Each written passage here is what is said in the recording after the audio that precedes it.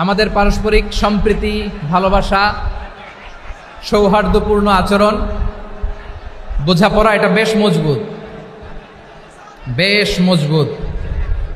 তবে মাঝে মাঝে আমাদের এই সম্প্রীতির ভেতরে অনেকে ফাটল ধরাতে চায়। আমরা যে সুখে আছি, শান্তিতে আছি, এটা অনেকের ভালো লাগে না, ঠিক কিনা বলেন? আমাদের মধ্যে সাম্প্রদায়িক সম্প্রীতি, সৌহার্দ্যপূর্ণ আচরণ, ভালোবাসা এটা আবহমান কাল ধরে আছে। তার প্রমাণ আমরা তাফসিরুল মাহফিলের আয়োজন করলে আমাদের হিন্দু ভাইরা ডিস্টার্ব করে না, ঠিক কিনা?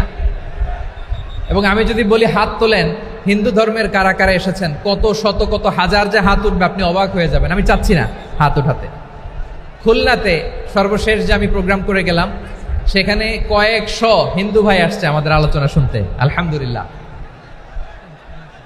অনেক বৌদ্ধরা আসে, অনেক খ্রিস্টানরা আসে। এবার সফরেও অনেক হিন্দু ভাইরা আমার সাথে দেখা করেছে। তারা বলেছে, হুজুর আমরা আপনার আলোচনা শুনি। আলহামদুলিল্লাহ বলেন। আমাদের প্রভু এক নবীর উম্মাহ, জীবন বিধানে ওই শিবানী কোরআন। আমাদের প্রভু এক নবীর উম্মাহ, জীবন বিধানে ওই শিবানী কোরআন। তবে কেন এক নও হে মুসলমান, একে হও করিয়া আহ্বান, ঠিক কিনা? বাইতুল্লাহ এক, মদিনা শরীফ এক, উহুদ পাহাড় এক, বদরের মাঠ এক, ঠিক কিনা? বাইতুল্লাহ এক, মদিনা শরীফ এক, উহুদ পাহাড় এক, বদরের মাঠে। একটা তো জীবন আর মরণ যে একটাই, সাথে মিলে মিশে একটাই প্রাণ। তবে কেন এক নও হে মুসলমান, একে হও করিয়া আহ্বান। আমাদের প্রভু এক নবীর উম্মাহ, জীবন বিধানে ওই শিবানী কোরআন। তবে কেন এক নও হে মুসলমান, একে হও করিয়া আহ্বান, ঠিক কিনা? আমাদের প্রভু এক নবীর উম্মাহ, জীবন বিধানে ওই শিবানী কোরআন। আমাদের প্রভু এক নবীর উম্মাহ, জীবন বিধানে ওই শিবানী কোরআন।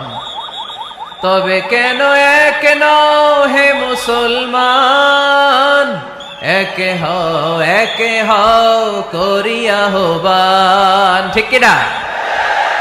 বাইতুল্লাহ এক, মদিনা শরীফ এক, উহুদ পাহাড় এক, বদরের মাঠ এক, ঠিক কিনা?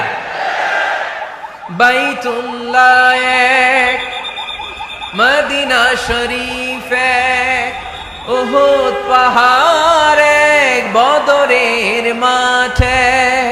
একটা তো জীবন আর মরণ যে একটাই, সাথে মিলে মিশে একটাই প্রাণ।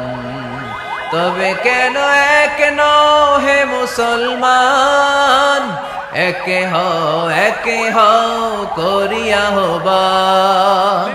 আমাদের প্রভু এক নবীর উম্মাহ, জীবন বিধানে ওই শিবানী কোরআন। তবে কেন এক নও হে মুসলমান, একে হও করিয়া আহ্বান, ঠিক কিনা? আমি একটু দেখতে চাই যে রংপুর বিভাগের কে কোন জেলা থেকে আপনারা এসছেন। কুড়িগ্রাম থেকে কারা এসছেন দেখি, কুড়িগ্রাম। মাশাআল্লাহ মাশাআল্লাহ। আচ্ছা, গাইবান্ধা জেলার কে আসছেন? গাইবান্ধা, মাশাআল্লাহ। ঠাকুরগাঁও অনেকে আসছেন। দিনাজপুর জেলা থেকে মাশাআল্লাহ। নীলফামারী, ঠিক আছে, ফি আমানিল্লাহ। পঞ্চগড় অনেক আসছে। রংপুর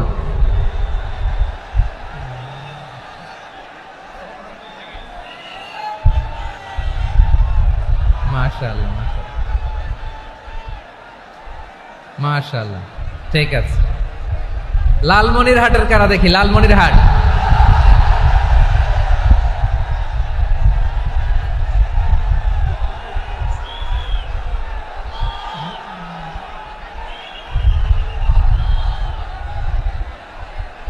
মাশাআল্লাহ মাশাআল্লাহ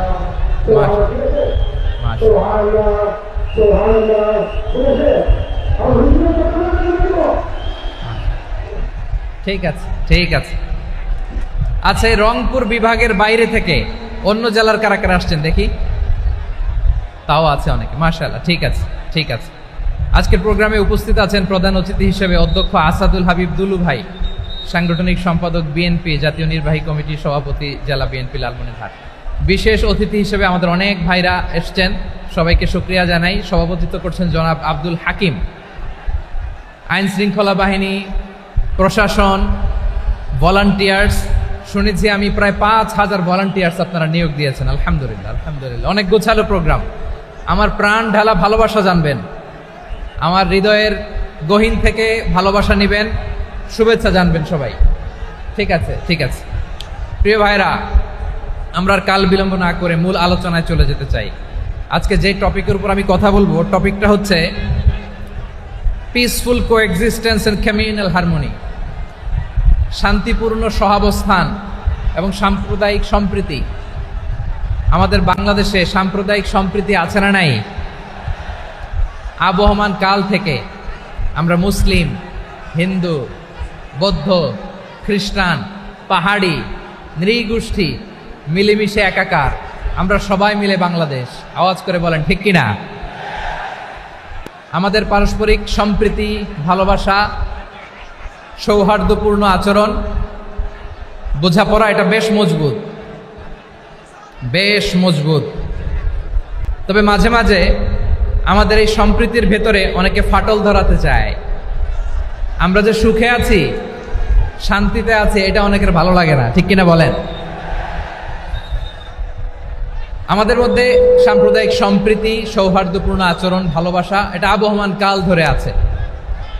তার প্রমাণ, আমরা তাফসিরুল মাহফিলের আয়োজন করলে আমাদের হিন্দু ভাইরা ডিস্টার্ব করে না, ঠিক কিনা? এবং আমি যদি বলি হাত তোলেন, হিন্দু ধর্মের কারা কারা এসেছেন, কত শত কত হাজার যে হাত উঠবে, আপনি অবাক হয়ে যাবেন। আমি চাচ্ছি না হাত উঠাতে।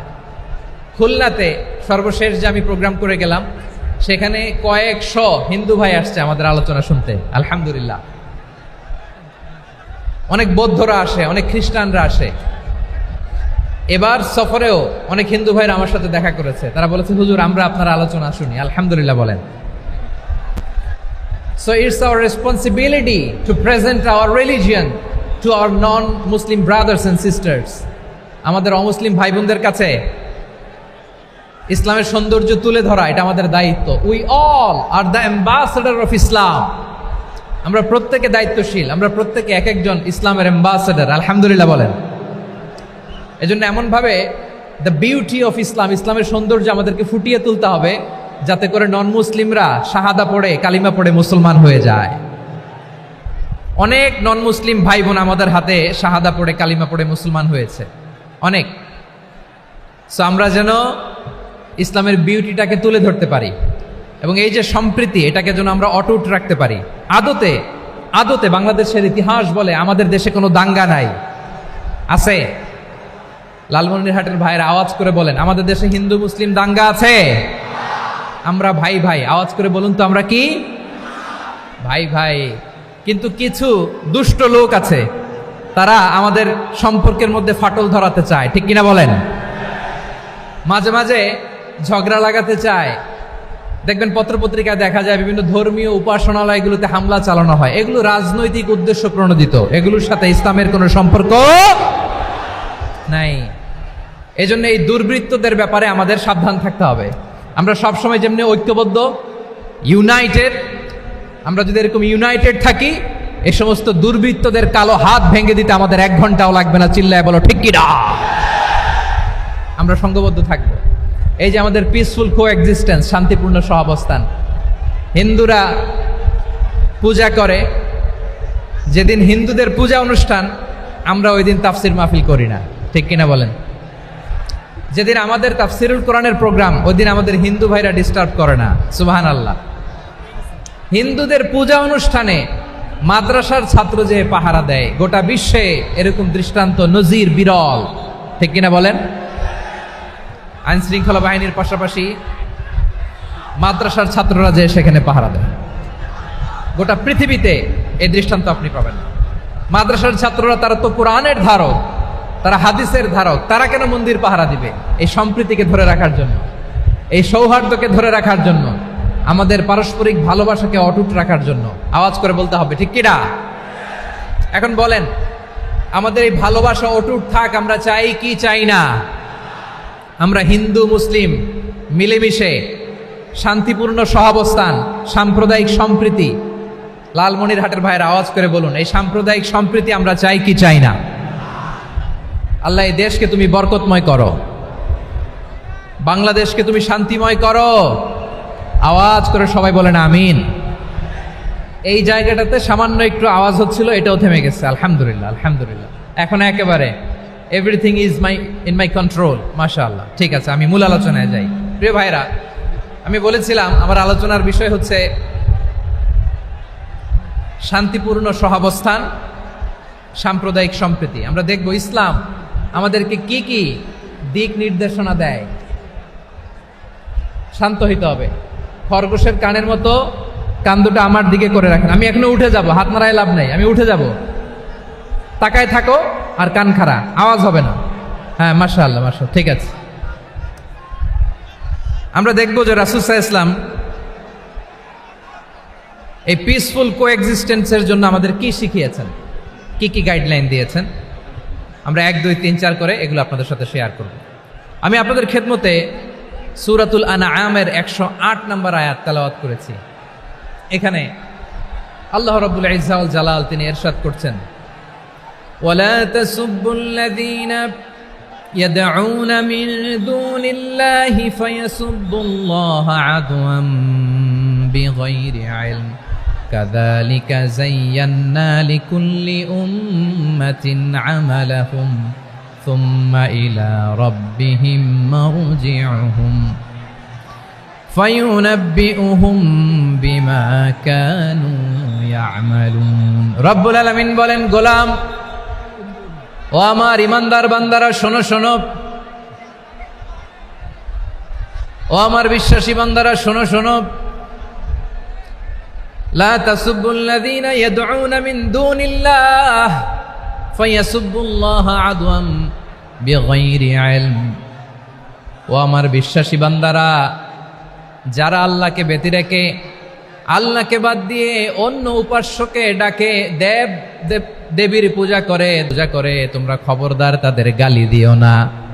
আওয়াজ করে বলেন, কি দিও না? আল্লাহ বলেন, ও বিশ্বাসীরা শোনো, যারা আল্লাহকে বেছে রেখে দেবীর পূজা করে, অন্য উপাস্যের পূজা করে, তাদেরকে ডাকে, ওই দেবতাদেরকে তোমরা গালি দিও না।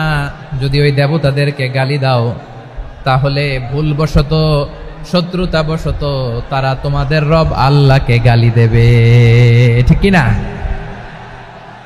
তোমরা যদি তাদের দেবতাদের গালি দাও, ওরা রেগে তোমার আল্লাহরে গালি দিবে, তাহলে আল্লাহরে গালি খাওয়ানোর কারণ হয়ে গেলাম আমি, ঠিক কি না? বলেন।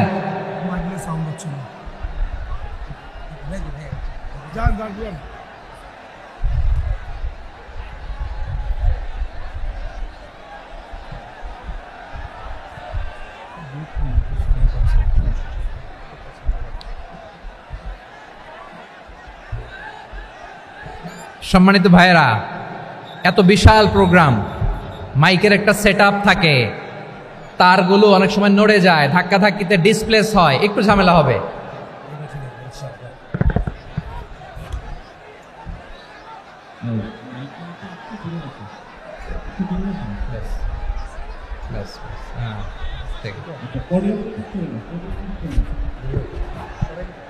ঠিক আছে,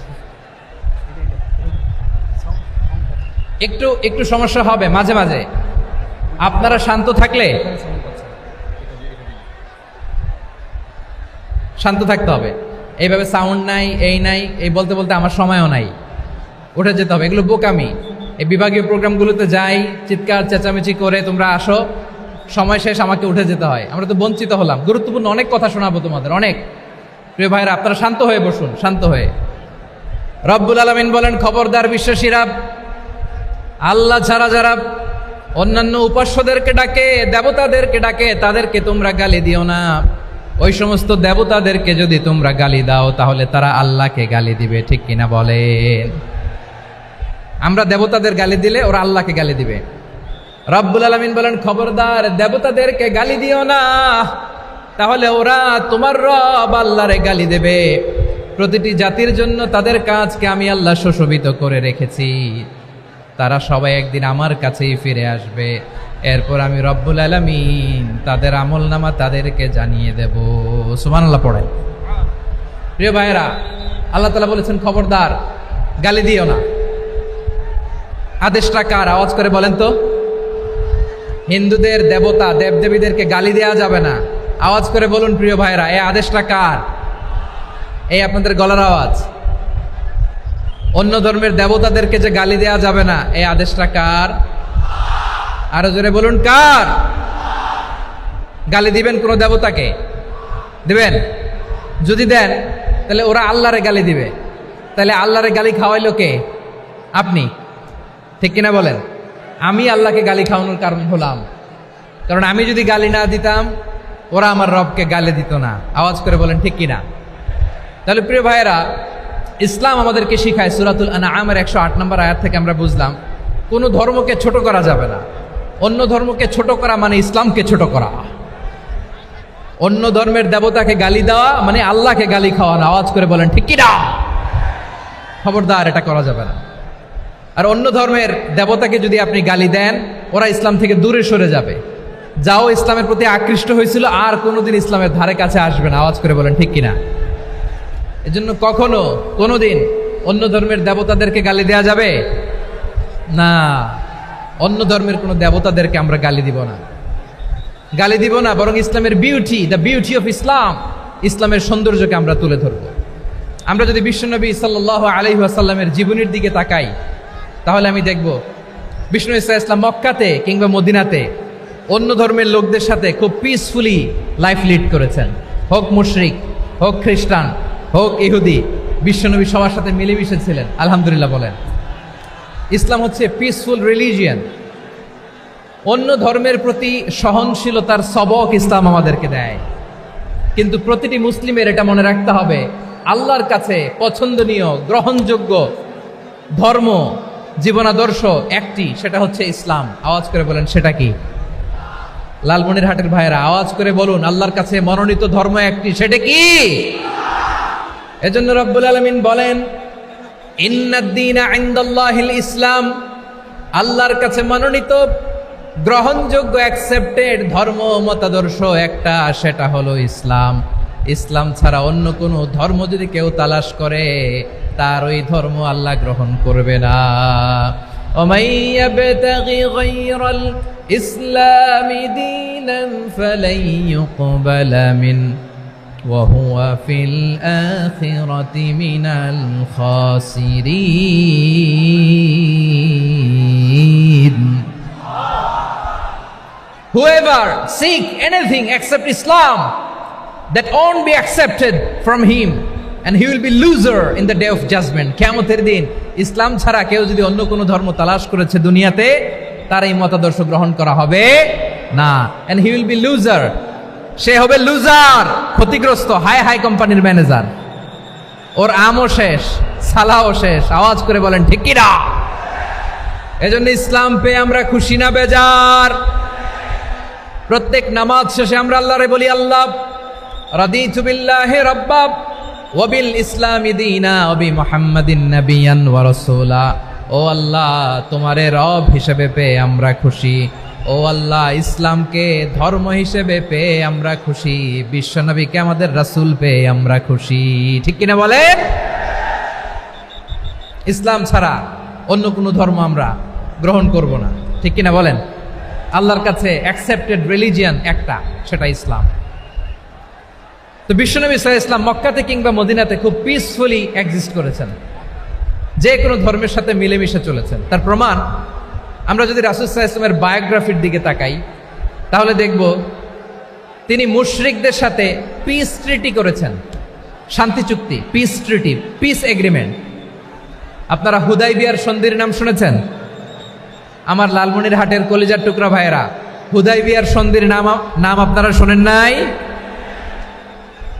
6ষ্ঠ হিজরিতে বিষ্ণু ঈসা ইসলাম মুশরিকদের সাথে এই ট্রিটি করেছেন, চুক্তি। কাদের সাথে? মুশরিকদের সাথে। আমরা তো মুসলমান বসতে পারি না। আমরা দুই মুসলিম ভাই একসাথে বসে চা খেতে পারি না, গল্প করতে পারি না। বিষ্ণু ঈসা ইসলাম মুশরিকদের সাথে ট্রিটি করেছেন, হুদাইবিয়ার সন্ধি। এই সন্ধির আগে মক্কা থেকে কেউ মদিনায় যেতে পারে না, মদিনা থেকে কেউ মক্কায় যেতে পারে না। কিন্তু এই সন্ধির পরে ট্রাফিক স্বাভাবিক হয়ে গেল। মক্কার লোকেরা মদিনায় আসতে পারে, মদিনার লোকেরা মক্কায় আসতে পারে। এটাকে বলে সুলহে হুদাইবিয়া, the peace agreement of Hudaibiya, শান্তি চুক্তি। আমরা পৃথিবীতে এখন অনেক শান্তি চুক্তির নাম শুনি, এগুলো সব the piece treaty of Hudaibiya থেকে কপি করা। আল্লাহু আকবার। তাহলে বিশ্বনবী সাল্লাল্লাহু আলাইহি সাল্লাম তিনি যে শান্তিপূর্ণ সহাবস্থানে বিশ্বাসী ছিলেন, মুসলমানেরা যে অন্য ধর্মের প্রতি সহনশীল, তার প্রমাণ হচ্ছে এই পিস ট্রিটি। শুধু তাই নয়, মাইকের সাউন্ডটা একটু বাড়াই দিতে হবে, খুব দুর্বল, একটু মজবুত করতে হবে, আর একটু ক্লিন করতে হবে, আর সবগুলা জায়গায় সাউন্ড যাচ্ছে কিনা একটু ক্রস চেক করতে হবে। হ্যাঁ, পাবেন দিচ্ছে mic operator, he is trying his level best, দিচ্ছে। মাইক অপারেটর যিনি আছেন, প্রতিটি জায়গায় প্রতিটি সাউন্ড বক্সে যেন আওয়াজ পাওয়া যায়, একটু ক্রস চেক করেন, সাউন্ডটাকে একটু স্ট্রং করে দেন। হ্যাঁ, ঠিক আছে, মাশাআল্লাহ। এদিকে তাকান, এদিকে। মক্কার পার্ট গেল, পিস এগ্রিমেন্ট করলেন, শান্তি চুক্তি। বিষ্ণু ঈসা ইসলাম মদিনায় যে কি করলেন? মদিনায় যে বিষ্ণু ঈসা ইসলাম মদিনা চার্টার করলেন, মদিনা সনদ, সাহিফাতুল মদিনা, এটার বলে মদিনা চার্টার। যে ওয়েস্টে, ইউরোপে, আমেরিকাতে তারা অনেক চার্টার করে, এই সব চার্টার মদিনা চার্টার থেকে কপি করা। আওয়াজ করে পড়েন সুবহানাল্লাহ। বিষ্ণু ঈসা ইসলাম মদিনায় গেলেন, মদিনাতে মুসলিম, মুশরিক, ইয়াহুদি, এই 3 ধর্মের লোক মিলে সব স্টেক হোল্ডার যারা আছে সবাইকে নিয়ে বিষ্ণু ঈসা ইসলাম মদিনা চার্টার করলেন, মদিনা সনদ। পড়েন সুবহানাল্লাহ। শুধু তাই নয়, মক্কাতে বিশ্বনবী পিস এগ্রিমেন্ট করলেন, শান্তি চুক্তি মুশরিকদের সাথে। মদিনাতে যে বিশ্বনবী মদিনা চার্টার করলেন, মদিনা সনদ করলেন ইহুদিদের সাথে। আবার মদিনাতে বিশ্বনবী ইহুদিদের সাথে পিস ডায়ালগ করলেন, ইন্টারফেথ ডায়ালগ করলেন, আন্তধর্মীয় সংলাপ করলেন। যেই সংলাপের মূল ভিত্তি ছিল তাওহীদ। মূল ভিত্তি ছিল কি? তাওহীদ। বিশ্বনবী ইহুদিদেরকে ডাকলেন, আহ্বান করলেন, কুল ইয়া আহলাল কিতাবি তাআলাউ ইলা কালিমাতিন সাওয়াইন বাইনানা ওয়া বাইনাকুম আল্লা না'বুদা ইল্লাল্লাহ ওয়া লা নুশরিকা বিহি শাইআন ওয়া লা ইয়াত্তাখিযা বা'দুনা বা'দান আরবাবাম মিন দুনিল্লাহ فإن تولوا فقولوا اشهدوا بأننا مسلمون সুবহানাল্লাহ পড়েন। বিশ্বনবী মদিনার ইহুদিদের ডেকে বললেন, ও ইহুদিরা, শোনো শোনো, আসো এমন একটা আদর্শের প্রশ্নে আমরা একত্রিত হই, যে আদর্শের প্রচার তোমাদের নবীরাও করেছে, আমিও করি, যে আদর্শের কথা তোমাদের পবিত্র ধর্মগ্রন্থগুলোতে আছে, আমার কোরআনেও আছে। সেটা হলো তাওহীদ। আমরা এক আল্লাহ ছাড়া কারো ইবাদত করব না, আল্লাহর সাথে কাউরে শরীক করব না, আল্লাহ ছাড়া কাউরে রব মানব না। পড়েন সুবহানাল্লাহ। তাহলে আমার প্রিয় লালমনিরহাটের ভাইরা, মদিনাতে যেয়ে তিনি মদিনা চার্টার করলেন, মদিনা সনদ, পিস ডায়ালগ করলেন, শান্তির সংলাপ, ইন্টারফেথ ডায়ালগ করলেন, আন্তধর্মীয় সংলাপ যার ভিত্তি ছিল তাওহীদ। সুবহানাল্লাহ পড়েন। তাহলে অন্য ধর্মের প্রতি সব সময় ইসলাম সহনশীল, টলারেন্স। যদি আপনি দেখতে চান ইসলামের নবী বিশ্ব নবীর দিকে তাকান, ঠিক কিনা বলেন? আমরা তো সংখ্যালঘুদের রাইটস প্রোটেক্ট করার জন্য কত আইন বানাই, কত বৈঠক করি, কত সংবাদ সম্মেলন করি। বিষ্ণু সাল্লাল্লাহু আলাইহি ওয়াসাল্লাম সংখ্যালঘুদের রাইটসের ব্যাপারে, অধিকারের ব্যাপারে যে কথা বলেছেন, শুনলে আপনি অবাক হয়ে যাবেন। বিশ্বনবী বলেন, আলা মান যালামা মুআহাদান আও ইনতাকাসাহু আও কাল্লাফাহু ফাওকা তাআতিহি আও কাল্লাফাহু ফাওকা তাকাতিহি আও আখাযা মিনহু শাইআন বিগাইরি তিবি নাফসিন ওয়া আনা হাজিজুহু ইয়াউমাল কিয়ামা। খবরদার, জেনে রাখো, কেউ যদি কোনো সংখ্যালঘুর উপরে অত্যাচার করে, কোনো সংখ্যালঘুর প্রাপ্য থেকে যদি কেউ কাউকে ঠকায়, সংখ্যালঘুর উপর যদি কেউ কষ্ট দেয়, কোনো সংখ্যালঘুর সম্পদ যদি কেউ জোর করে কেড়ে নেয়, আমি কিয়ামতের দিন বিশ্বনবী ওই সংখ্যালঘুর পক্ষে আর ওই মুসলমানদের বিপক্ষে বাদী হয়ে দাঁড়াবো। সুবহানাল্লাহ বলতে পারলেন না? আল্লাহু আকবার। আপনি নামাজি, আপনি মুসল্লি, আপনি হাজী সাহেব, তাহাজ্জুদ পড়তে পড়তে কপালে দাগ ফেলে দিছেন, আপনার প্রতিবেশী হিন্দু, ভাবছেন আমার তো পাওয়ার আছে, ওর জমিটা দখল করি। বিশ্বনবী বলেন, কিয়ামতের দিন ওই হিন্দুর পক্ষে তোর বিরুদ্ধে আমি বাদী হয়ে দাঁড়াবো। পৃথিবীর কোন ধর্মে এরকম স্টেটমেন্ট পাবেন? পাবেন? আপনি ভাবছেন আপনি নামাজ পড়লে হাজী সাহেব কপালে দাগ ফেলাই দিলে আপনি সেলসেলায় জান্নাতে চলে যাবেন না? খবরদার। বিশ্বনবী বলেন, কোন সংখ্যালঘুর উপর যদি কেউ আক্রমণ করে, তার প্রাপ্য তাকে না দিয়ে যদি তাকে ঠকায়, তার উপর জুলুম করে, তার সম্পদ যদি কেড়ে নেয়, আমি নবী, তুমি মুসলিম হইতে পারো, মুসল্লি হইতে পারো, তার পক্ষে তোমার বিপক্ষে আল্লাহর দরবারে বাদী হয়ে দাঁড়াবো। আচ্ছা লালমনিরহাটের ভাইরা, কথা বুঝতে পারলে আওয়াজ করে উত্তর দেন। বিশ্বনবী যদি কারো বিপক্ষে দাঁড়ায় কিয়ামতের দিন, আই রিপিট, আমি আবারও বলছি, বিশ্বনবী যদি কিয়ামতের দিন কারো বিপক্ষে দাঁড়ায়, ও তো সেলসেলায়া জান্নাতি, তাই না? জান্নাতি না? যে নবীর সুপারিশ ছাড়া জান্নাতের গেটও দেখা যাবে না, ওই নবী যদি বলে তোর বিপক্ষে আমি বাদী হয়ে দাঁড়াবো, ওই জান্নাতে আর ঢোকার কোনো সুযোগ আমাদের থাকবে?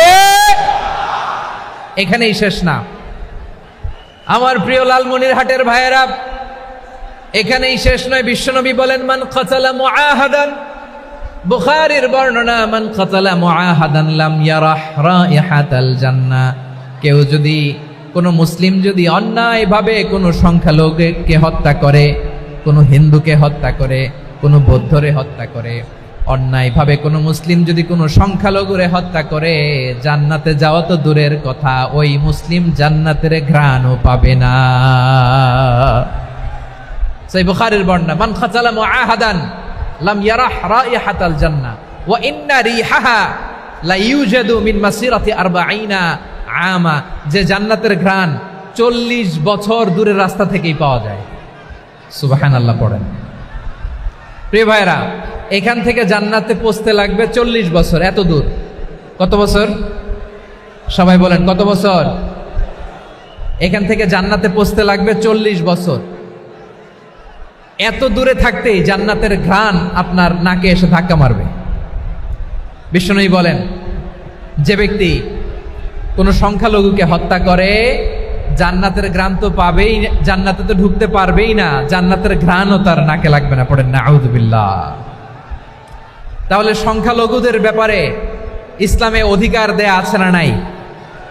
লালমনিরহাটের ভাইয়ের আওয়াজ করে বলেন, আমার সংখ্যালঘু হিন্দু ভাইদের রাইটস, অধিকার আমাদের ইসলামে প্রোটেক্টেড আছে না নাই? এখানেই শেষ না। বিষ্ণু ইসলাম আপনার অমুসলিম প্রতিবেশীর সাথে ভালো আচরণ করতে বলেছে। আমাদের হয় না, এটা মুসলিম পাড়া, ওটা বৌদ্ধ পাড়া, হয় না? অনেক সময় হয় না, এটা আমাদের মুসলিম পাড়া, ওইটা হিন্দু পাড়া, এরকম আছে না নাই? লালমনিরহাটে নাই না? আছে? হিন্দু যদি আপনার প্রতিবেশী হয় কি করবেন? ওরে কষ্ট দিবেন নাকি? কেন, ও তো হিন্দু, ও তো আমার আল্লাহরে ডাকে না, ওরে কষ্ট দিলে জায়েজ হবে না? খবরদার। বিষ্ণু ঈসা ইসলাম বলেন, মান কানা ইউমিনু বিল্লাহ ওয়াল ইয়াউমিল আখির ফালিউকরিম জারাহ, যে আল্লাহ বিশ্বাস করে আর আখিরাতে বিশ্বাস করে সেজন্য প্রতিবেশীর সাথে ভালো আচরণ করে। সুবহানাল্লাহ। কলিজা জুড়ায় যায় না আমার নবীর কথাগুলো শুনলে? যে আল্লাহ বিশ্বাস করে, যে আখিরাতে বিশ্বাস করে সেজন্য প্রতিবেশীর সাথে ভালো আচরণ করে। এখানে বলছে মুসলিম প্রতিবেশী বলছে, নামাজি প্রতিবেশী বলছে, আল্লাহওয়ালা প্রতিবেশী বলছে না। প্রতিবেশী আস্তিক হোক নাস্তিক হোক, প্রতিবেশী মুমিন হোক মুশরিক হোক, প্রতিবেশী হইলেই তার সাথে ভালো আচরণের দরকার আছে না নাই? আমার প্রিয় লালমনিরহাটের ভাইয়েরা, বিষ্ণু ঈসা ইসলাম ওনার ইহুদি প্রতিবেশীদের দেখাশোনা করতেন। আওয়াজ না শোনা যাক, আমারও তো দেখা যায়, আমারও তো দেখা যায়। তাকায় থাকেন, তাকায় থাকলে সওয়াব হবে। কোরআনের কথা যেখান থেকে হয় এদিকে তাকায় থাকলেই বরকত। তাকায় থাকেন। জি জি, মাইক, আমি তো আর মাইক ঠিক করতে আসি না এদিকে, এই মাইক ঠিক করব, ওই মাইক ঠিক করব, ওদিকে পাইলট বলবে হুজুর চলে আসেন। জি বসুন, বসুন, মাশাআল্লাহ। হ্যাঁ, খুব শান্ত, ঠিক আছে। পুলিশ ভাইরা না খেয়ে দিনরাত আপনারা যাতে সুশৃঙ্খল একটা প্রোগ্রাম উপহার পান এটাই চেষ্টা করতেছে, আপনাদেরকে কষ্ট দিতে আসে নাই, একটু একটু সহযোগিতা করেন। জি মাশাআল্লাহ, হ্যাঁ ঠিক আছে। আমার প্রিয় ভাইরা, প্রতিবেশী আস্তিক হোক নাস্তিক হোক, মুসলিম হোক হিন্দু হোক, তার সাথে ভালো আচরণ করতে হবে। বিষ্ণু ঈসা ইসলাম ওনার ইহুদি প্রতিবেশীর বাসায় যেতেন। কোন প্রতিবেশী? ইহুদি। আওয়াজ করে বলেন, কোন প্রতিবেশী? ইহুদি। এক ইহুদি কিশোর বিষ্ণু ঈসা ইসলামের খেদমত করতে, ইহুদি ছেলে আমার নবীর খেদমত করতো, তারা ছিল নবীর প্রতিবেশী। তো অনেক দিন হয় ইহুদি ছেলেটা আসে না। বিষ্ণুনবী খোঁজ দিলেন, ঘটনা কি? একটা ইহুদি ছেলে না আমার খেদমতে আসতো, ছেলেটা কই? খোঁজ নিয়ে জানলেন ছেলেটা অসুস্থ। বিষ্ণু ঈসা ইসলাম ওই ইহুদির বাড়িতে চলে গেলেন ওই ছেলেটাকে দেখা করার জন্য, ভিজিট করার জন্য। সুবহানাল্লাহ পড়বেন না? গেলেন, যে দেখে ইহুদি ছেলেটা মুমূর্ষ, জান জান যায় যায় ভাব, বিছানায় পড়ে আছে, তার বাবা দাঁড়ানো। বিশ্বনবী তার মাথার পাশে বসলেন, মাথায় হাত বুলিয়ে দিলেন, আর ছেলেটাকে বললেন আসলিম, হে ইহুদি ছেলে আসলিম, ইসলাম ধর্ম গ্রহণ করো। তো ছোট্ট ছেলে ভাবে আমরা ইহুদি, এখন ইসলাম ধর্ম গ্রহণ করলে আব্বা যদি বকা দেয়, ফানাযারা ইলা ওয়াজহি আবি, ছেলেটা তার বাবার চেহারার দিকে তাকালো, দেখি আব্বা কি কয়। আব্বা যদি বলে তাইলে ইসলাম ধর্ম গ্রহণ করবো। ইহুদি ছেলেটা তার বাবার দিকে যখন তাকালো, ওর বাবা বলে আতি আবুল কাসিম, আবুল কাসিম যা বলে তাই করো। আবুল কাসিম হচ্ছে বিষ্ণু ঈসা ইসলামের একটা কুনিয়াত, উপনাম। আমার রাসূলের বড় ছেলের নাম ছিল কাসেম। যেমন দেখবেন আমাদের এলাকায় কারো ছেলের বড় ছেলের নাম যদি হয় আব্দুল্লাহ, এরা আব্দুল্লাহর বাপ বলে ডাকে। কারো বড় মেয়ের নাম যদি হয় ফাতেমা, এরা কি ডাকে? ফাতেমার বাপ বলে না? তো বিষ্ণু ঈসা ইসলামের বড় ছেলের নাম ছিল কাসেম। ইহুদি বাবা বলল আতি আবুল কাসেম, আবুল কাসেম যা বলে তাই শোনো, মানে মোহাম্মদ যা বলে তাই শোনো। এই কথা শুনে ছেলে সাহস পাইছে, ছেলে আবার পড়তে আরম্ভ করলো আশহাদু আল্লাহ ইলাহা ইল্লাল্লাহ ওয়া আশহাদু আন্না মুহাম্মাদার রাসূলুল্লাহ, পড়েন আল্লাহু আকবার। বিশ্বনবীর আহ্বান শুনে ওই আহ্বানে সাড়া দিয়ে ইহুদি ছেলে শাহাদা পড়ে মুসলমান হয়ে গেল। তার হৃদয়টারে ইমানের নূর দিয়ে আলোকিত করে দিল কে? প্রিয় ভাইরা, এবার রাসূল সাল্লাল্লাহু আলাইহি ওয়াসাল্লাম বের হয়ে আসলেন ঘর থেকে, আর বললেন আলহামদুলিল্লাহিল্লাযী আনকাযাহু মিনান নার, প্রশংসা সে আল্লাহর যে আল্লাহ জাহান্নামে চলে যাচ্ছিল প্রায় এমন একটা লোককে মুহূর্তের মধ্যে কালেমায়ে শাহাদাতের বদৌলতে জান্নাতি বানায় দিলেন। আওয়াজ করে পড়েন সুবহানাল্লাহ। এই হাদিস থেকে আমরা কি শিখলাম? What is the moral of the story? এক নম্বর স্টোরি হলো, প্রতিবেশী ইহুদি হোক হিন্দু হোক, যাবেন, সুসম্পর্ক রাখবেন, উপহার দিবেন, বিপদে পাশে দাঁড়াবেন, তাইলেই তো আপনাদের প্রতি, মুসলমানদের প্রতি তারা আকৃষ্ট হবে, ঠিক কিনা বলেন? আপনি যদি হিন্দুদের সাথে বৌদ্ধদের সাথে নাই মিশেন, নাস্তিকের কাছে নাই যান, তো ইসলামের সৌন্দর্যটা ওরা বুঝবে কেমনে? আমার অনেক হিন্দু পরিচিত ভাই আছে, ওরা আমাদের ইফতারির প্রোগ্রামে এসে একসাথে ইফতারি করে। অনেক মদখোর আমার সাথে বসে একসাথে ডিনার করে, হাফ প্যান্ট পরা, গলায় স্বর্ণের চেইন, হাতে স্বর্ণের ব্রেসলেট, আইসা আমার সাথে ডিনার করছে, আছে এরকম গাঁজাখোর। আমি বলি আসো, welcome welcome to my dinner, আসো বসো। বসলেই তো আমি ওর ডিএনএ, চিন্তার ডিএনএ চেঞ্জ করে দেওয়ার সুযোগ পাবো। চিল্লায় বলো ঠিক কি না? আসতে হবে আমার কাছে। Hour door is open, the door of Islam is open 24/7। সব সময় আমাদের ইসলামের দরজা আমার অমুসলিম ভাইদের জন্য খোলা আছে না নাই? এই হাদিস থেকে দুইটা শিক্ষা। এক নম্বর শিক্ষা, প্রতিবেশী মুসলিম হোক অমুসলিম হোক, যান, অসুস্থ হইলে একটু আপেল নিয়ে যান, আঙ্গুর নিয়ে যান, কমলা নিয়ে যান, তাদের সাথে ভালো আচরণ করেন। ইসলামের বিউটি দেখে, সৌন্দর্য দেখে অবাক হবে, নসিব ভালো হলে কোনোদিন কালিমা পড়ে মুসলমান হয়ে যাবে। ঠিক কিনা বলেন? তাহলে অমুসলিমের সাথে ভালো সম্পর্ক। বিশ্বনবী ইহুদির বাড়িতে গেলেন, ইহুদির বাড়ি, আর আমার মুসলমান ভাই আমার কাফের বলে, এরকম আছে না নাই? হ্যাঁ, মুসলিমরা দেখতে পারে না, সহ্য করতে পারে। বিশ্বনবী সাল্লাল্লাহু আলাইহি ওয়াসাল্লাম ইহুদির বাড়িতে গেলেন, এটা একটা শিক্ষা। আরেকটা শিক্ষা হলো, ভাইয়েরা ধাক্কা মারে এসে সামনে এসে কি লাভ? প্রোগ্রাম তো শেষ হচ্ছে, এখনই শেষ হচ্ছে। তো এই যে আমাদের বকশি ভাই ওয়াদা নিল, হাত তোলালো, মিম বলে এত কথা বললো, তো আমি জেলায় জেলায় যেয়ে খালি হাত নাড়াই তোমাদের জন্য নাকি? হ্যাঁ, হাত নাড়াই শুধু। এই ধাক্কাইতে ধাক্কাইতে এদিকে এসে হাত নাড়াইতেছে, হয়েছে তো, দেখলাম তো, ঠিক আছে, মাশাআল্লাহ, অনেক সুশৃঙ্খল, অন্যান্য যে কোনো জেলার চেয়ে অনেক সুশৃঙ্খল। আমার দিকে তাকাও, আমার দিকে তাকাও, ঠিক আছে। এই যে দাঁড়িয়ে আছে, একটা ছেলে নড়ে না, দেখছেন? মাশাআল্লাহ মাশাআল্লাহ মাশাআল্লাহ। হ্যাঁ, এইভাবেই। আর কয়েকটা মজাদার কথা আছে, শোনো। এই হাদিস থেকে আমাদের শিক্ষা হলো, আমার প্রতিবেশী যেই ধর্মের হোক আমি সম্পর্ক রাখবো। অসুস্থ হলে যাব, কি বলেন ভাইরা? যাবেন না? যাবেন না আপনারা? আচ্ছা, 2 নম্বর শিক্ষা হলো, বিষ্ণু ইসা ইসলামের খাদেম ছিল ইহুদি, এতদিন খেদমত করলো, একদিনও বিশ্বনবী ওরা কালিমার দাওয়াত দেয় নাই। কারণ কি? বিশ্বনবী একটা ভালো সময়ের অপেক্ষা করতেছিলেন, প্রপার টাইমিং। দায়ীর কাজ হচ্ছে দাঈ ইলাল্লাহ, সে হচ্ছে সুযোগ সন্ধানী। দায়ী সুযোগ খোঁজে, কখন দাওয়া দিলে ব্যাটে বলে হবে, ঝোপ বুঝে কোপ মারে, ঠিক কিনা বলেন? বিষ্ণু ইসলাম ভালো সময়ের অপেক্ষা করতেছিলেন, দেখি ভালো সময় আসুক আসুক আসুক আসুক। আস্তে আস্তে এমন সময় আসছে, ছেলে এবার মুমূর্ষ। অসুস্থ ব্যক্তির হৃদয় অত্যন্ত নরম থাকে। হসপিটালে যখন কেউ যায় তার হৃদয়টা বড্ড নরম থাকে, মৃত্যুর ভয়ে তার অন্তরটা নরম থাকে, ঠিক কিনা বলেন? এই প্রপার টাইমিং এর অপেক্ষা করতেছিলেন। যখনই টাইমিং পেয়েছেন, দাওয়াত দিলেন, পড়ো লা ইলাহা ইল্লাল্লাহ, সুবহানাল্লাহ পড়েন সবাই। তাহলে ইসলাম অমুসলিম প্রতিবেশীর সাথে ভালো আচরণ করতে বলে। ইসলাম অমুসলিম মাতা পিতার সাথেও ভালো আচরণ করতে বলে। মাতা পিতা যদি অমুসলিম হয়, তারা ফেলে দিতে পারবেন? পারবেন? আমার লালমনিরহাটের ভাইয়েরা, অনেক হিন্দু ছেলে আমাদের হাতে শাহাদা পড়ে মুসলিম হয়, কিন্তু ওর মা মুসলমান হয় নাই, বাবাও হয় নাই, এরকম আছে না নাই?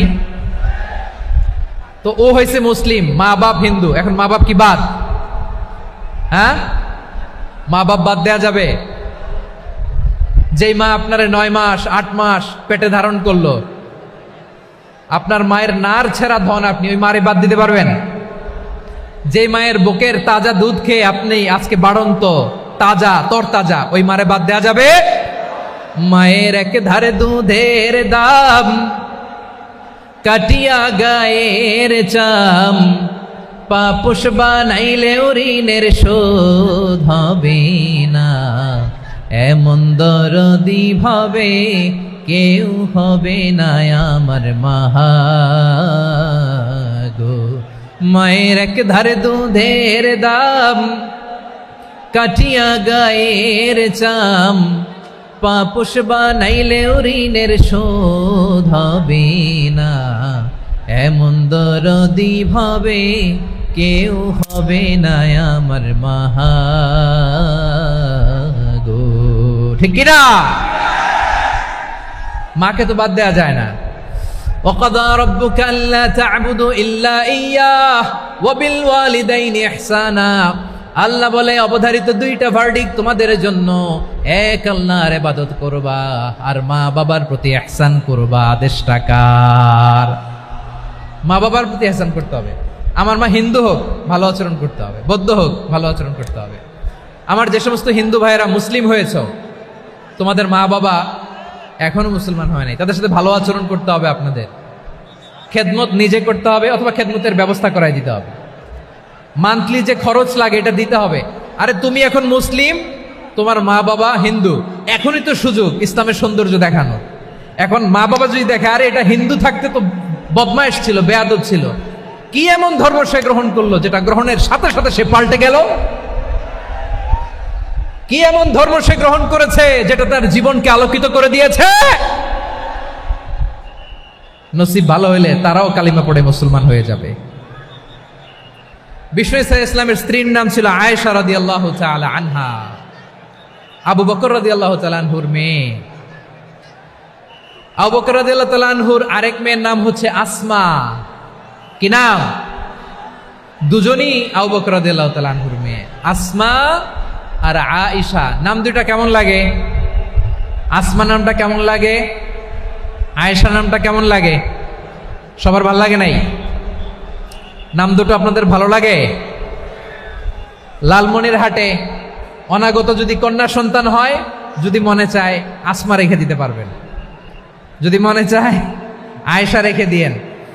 দেশে বিদেশে এয়ারপোর্টে রাস্তাঘাটে শুধু বলে হুজুর একটা নাম দেন, আমার ছেলের একটা নাম দেন, মেয়ের একটা নাম দেন। তো আমার মনে আছে যশোরের 8 দিনের মাহফিলে আমি একটা দুইটা নাম দিয়েছিলাম। আজকে লালমনিরহাটের এই প্রোগ্রামে কন্যা সন্তান যদি হয় দুটা নাম দিলাম, আসমা কিংবা আয়েশা। ইনশাআল্লাহ পড়েন। দুজন বোন, এক মায়ের না, বাবা এক মা দুইজন। আয়েশা রাদিয়াল্লাহু তাআলা আনহার মায়ের নাম উম্মে রুমান, আর আসমা রাদিয়াল্লাহু তাআলা আনহার মায়ের নাম কুতাইলা বিনতে আব্দুল উজ্জা। আবু বকর রাদিয়াল্লাহু তাআলা আনহু 4টা বিয়ে করেছিলেন। তো একই ঘটনা ঘটেছে এই ফ্যামিলিতে। আসমা ইসলাম ধর্ম গ্রহণ করে মুসলিমা, কিন্তু তার মা কুতাইলা মুশরিকা। আই রিপিট, বোঝার জন্য আমি আবারও বলি, আসমা রাদিয়াল্লাহু তাআলা আনহা মুসলিমা, আর আসমার মা কুতাইলা, আওয়াজ করে বুঝে থাকলে বলেন, আসমার মা মুশরিকা। তার মানে মেয়ে মুসলিম, মা অমুসলিম। ভেজাল আছে না নাই? কিন্তু কুতাইলা আর ধৈর্য ধারণ করতে পারে না। নার ছেড়া ধন, কলিজার টুকরা ধন, কলিজার টুকরা সন্তান আসমারে দেখতে বড্ড মন চায়। সাইয়েদনা আসমা রাদিয়াল্লাহু তাআলা আনহা মক্কা থেকে হিজরত করে মদিনায় চলে গেলেন হুদাইবিয়ার পর। যখন মক্কা মদিনার ট্রাফিক স্বাভাবিক হলো, মক্কার লোক মদিনায় যায়, মদিনার লোক মক্কায় আসে। কুতাইলা কলিজার টুকরা সন্তান আসমারে দেখার জন্য কিছু উপহার নিয়ে বিশাল মরুপথ পাড়ি দিয়ে মক্কা থেকে মদিনায় যায়। সুবহানাল্লাহ বলেন। এখন মা আসছে মেয়ের সাথে দেখা করতে, মেয়ে তো আর দেখা দেয় না। মেয়ে ভাবছে আমার মা তো মুশরিকা, অপবিত্রা, তার সাথে কি দেখা দেয়া যাবে? বিশ্বনবীর দরবারে চলে গেলেন। সুবহানাল্লাহ বলেন। কি সৌভাগ্যবান ছিল তারা, মাসলা জানার দরকার হলেই নবীর দরবারে চলে যেত। ঘরে বউয়ের সাথে ঝগড়া হলে নবীর দরবারে চলে যেত। অনেক সাহাবী বলে আমার পেটে ক্ষুধা লাগলো আমি নবীর কাছে চলে যেতাম, কারণ নবীর চেহারার দিকে তাকালেই আমার পেটের ক্ষুধা মিটে যেত। সাইয়েদনা আসমা রাদিয়াল্লাহু তাআলা আনহা বিশ্বনবীর কাছে চলে গেলেন, যে বললেন ইয়া রাসূলুল্লাহ ইয়া হাবিবাল্লাহ ইন্না উম্মি কাদিমাতুন ইলাইয়া ওয়া হিয়া রাগিবা। আমার মা মক্কা থেকে অনেক দূর মরুর পথ পাড়ি দিয়ে উপহার সামগ্রী নিয়ে মদিনায় আমার সাথে দেখা করতে এসেছে গো নবী। আমার জানতে বড্ড ইচ্ছে হয় আমি আমার মুশরিকা মাখা করতে পারবো কিনা।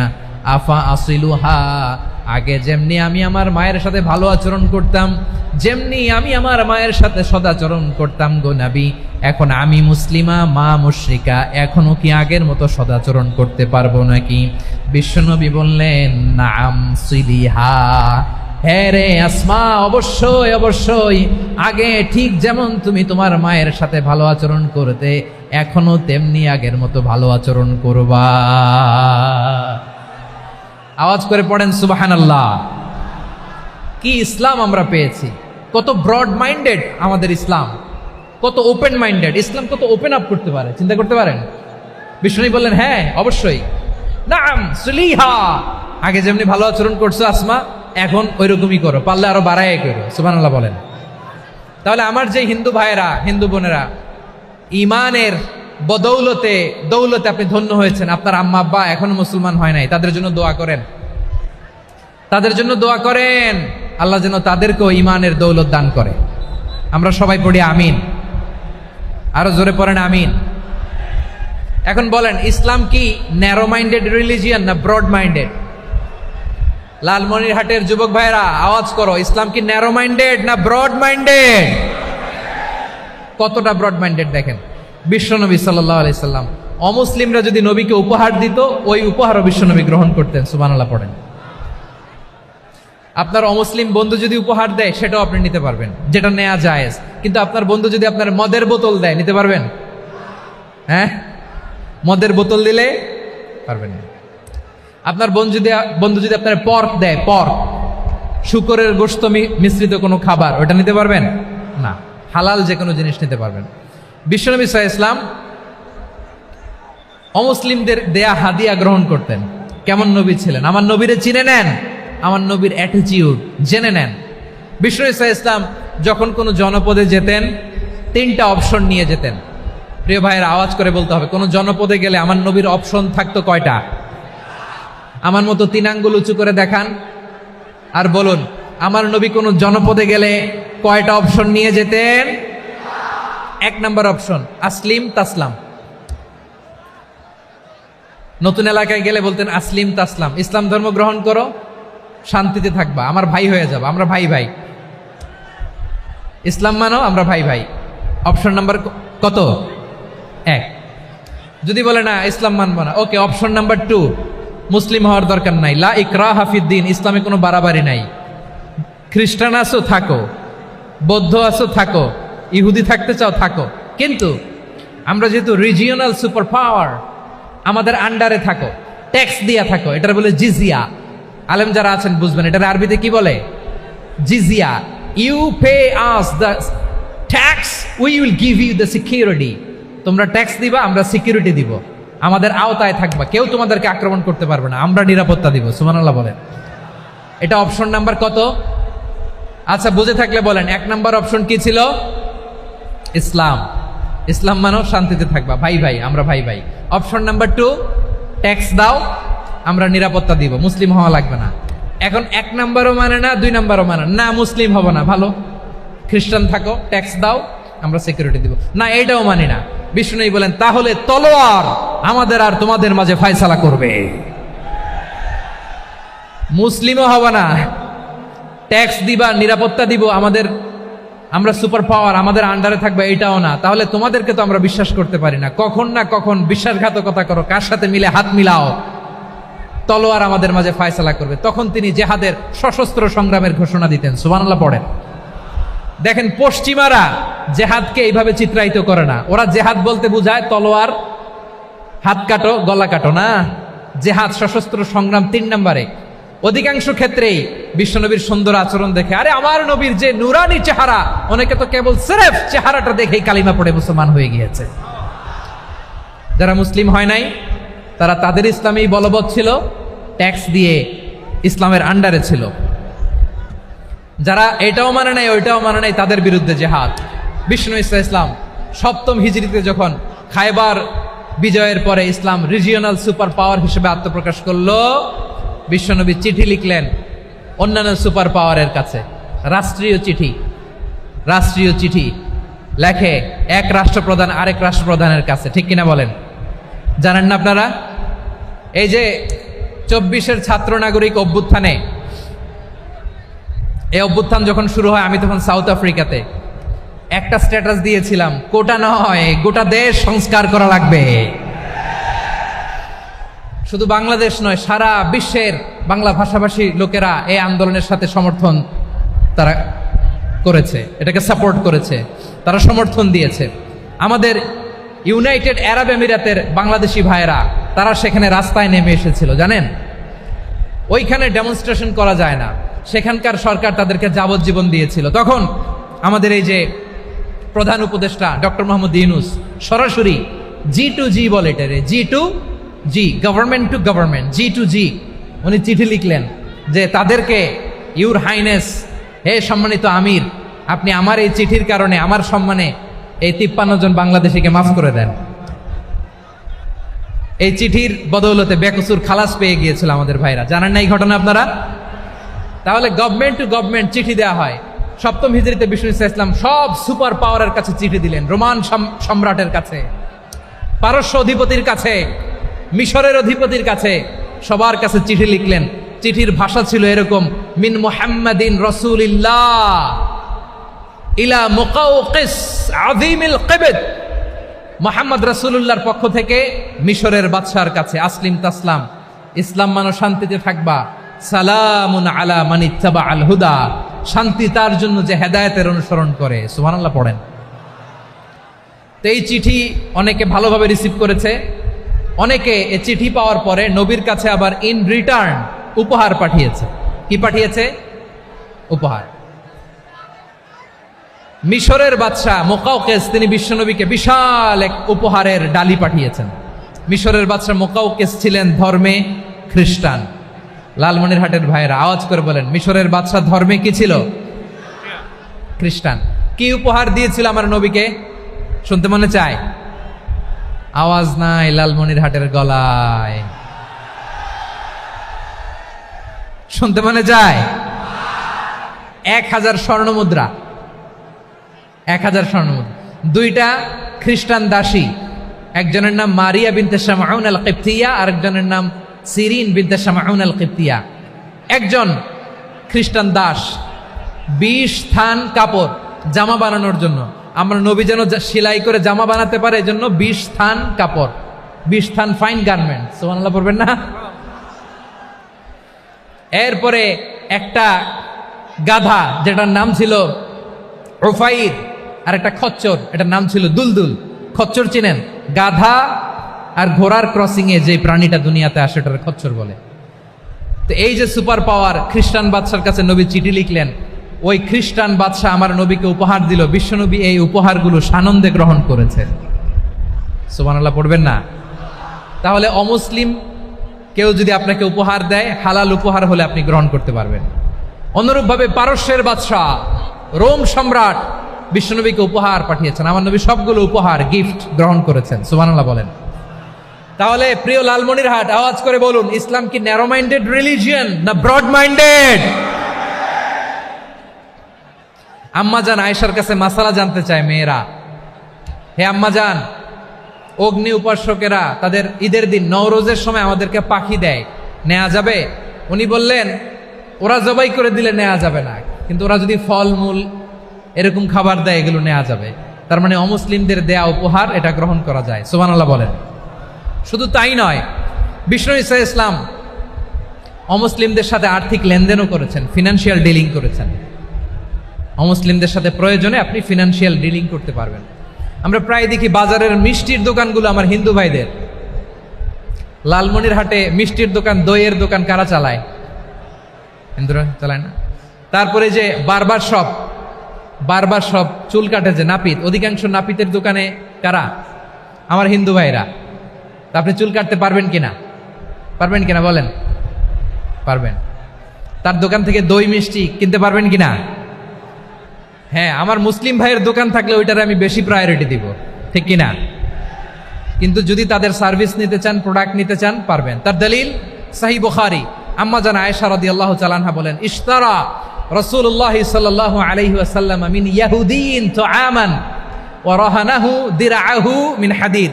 রাসূল সাল্লাল্লাহু আলাইহি ওয়াসাল্লাম এক ইহুদির কাছ থেকে, কার কাছ থেকে? সবাই বলে নাই কার কাছ থেকে?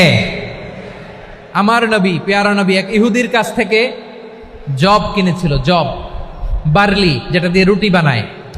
ওই জবের দাম দেওয়ার টাকা পয়সা নবীর কাছে ছিল না। ফলে নবী ওনার একটা পোশাককে মর্গেজ রেখেছিলেন, মর্গেজ, বন্ধক, যে এখন এটার দাম দিতে পারবো না, কয়েক কেজি বার্লি নিয়ে যাই আর বন্ধক হিসেবে আমার জামাটা রেখে গেলাম, যেই দিন দাম দিব ওই দিন জামাটা ছুটায় নিয়ে যাব। সুবহানাল্লাহ পড়বেন না? বাকিতে নিছিলেন, বাকিতে। দিরআহু মিন হাদিদ, লোহার তৈরি বর্ম, মানে যুদ্ধের পোশাক, লোহা দিয়ে বানানো। বিশ্বনবী বললেন, কয়েক কেজি জব দাও, টাকাটা পরে দিব, এখন টাকা নাই, বন্ধক হিসেবে, মর্গেজ হিসেবে আমার জামা রেখে গেলাম, যখন টাকা দিব জামা ছুটায় নিব। আওয়াজ করে বলতে হবে সুবহানাল্লাহ। এ থেকে বোঝা গেল অমুসলিমদের সাথে ফিনান্সিয়াল ডিলিং করা যায়, অর্থনৈতিক লেনদেন করা যায়, কেনাবেচা করা যায়, প্রোডাক্ট কেনা যায়। এমনকি আমাদের মসজিদে নববীতে বারান্দায় আপনারা একটা অটোমেটিক ফ্লাইং আমব্রেলা দেখছেন? সূর্য যখন বাড়ে মসজিদে নববীর বারান্দায় ইয়ার্ডের মধ্যে অটোমেটিক্যালি কিছু আমব্রেলা আছে, সাঁ করে খুলে যায়, আর সূর্যের তাপ লাগে না। আবার সন্ধ্যাবেলায় এই আমব্রেলাগুলো ওরা ক্লোজ করে ফেলে, দেখেন নাই না? দেখছেন? এই মসজিদে নববীকে সর্বোচ্চ উন্নত মানের কনস্ট্রাকশন ইনফ্রাস্ট্রাকচার ডেভেলপ করার জন্য কর্তৃপক্ষ কিছু অমুসলিম ইঞ্জিনিয়ারের, ডিজাইনারের সহায়তা নিয়েছিল। সুবহানাল্লাহ বলেন। কোন দলিলের ভিত্তিতে? এই দলিলের ভিত্তিতে যে বিষ্ণু ঈসা ইসলাম অমুসলিমদের সাথেও লেনদেন করেছেন। আওয়াজ করে বলতে হবে আল্লাহু আকবার। শুধু তাই নয়, ইন কেস অফ ইমার্জেন্সি, প্রয়োজনে ইসলামের খাতিরে, ইসলামকে সামনের দিকে এগিয়ে নিয়ে যাওয়ার জন্য অমুসলিমদের সাপোর্ট নেওয়া জায়েজ আছে। সুবহানাল্লাহ বলেন। অমুসলিমদের সাপোর্ট নেয়া, তাদের থেকে অর্থ নেয়া, পলিটিক্যাল সাপোর্ট, পলিটিক্যাল অ্যাসাইলাম নেওয়া জায়েজ আছে। আমাদের অনেক বিশ্ববরেণ্য দায়ীরা আমেরিকায় অস্থায়ীভাবে অ্যাসাইলাম নিয়ে থাকে, নিজের দেশে গেলে ফাঁসিতে ঝুলাই দিবে। যুগ যুগ ধরে দায়ীদের উপরে এরকম অত্যাচার আর নির্যাতন আছে না নাই? মিশরের অনেক দায়ীরা পাশ্চাত্যে যেয়ে থাকে। এই যে তারা পলিটিক্যাল অ্যাসাইলাম নিয়ে থাকে, রাজনৈতিক আশ্রয়, এটা জায়েজ আছে না? এটা যে জায়েজ আছে তার প্রমাণ স্বয়ং বিশ্বনবী সাল্লাল্লাহু আলাইহি ওয়াসাল্লাম পলিটিক্যাল সাপোর্ট নিয়েছিলেন অমুসলিমদের কাছ থেকে। সুবহানাল্লাহ বলেন। খুব মজাদার একটা ঘটনা, শুনবেন? আপনাদের আগ্রহ দেখে তো মনে হয় না শোনার ইচ্ছা আছে। আছে আছে? গলায় জোর আছে? লিল্লাহি তাকবীর, লিল্লাহি তাকবীর, নারে তাকবীর। মাশাআল্লাহ।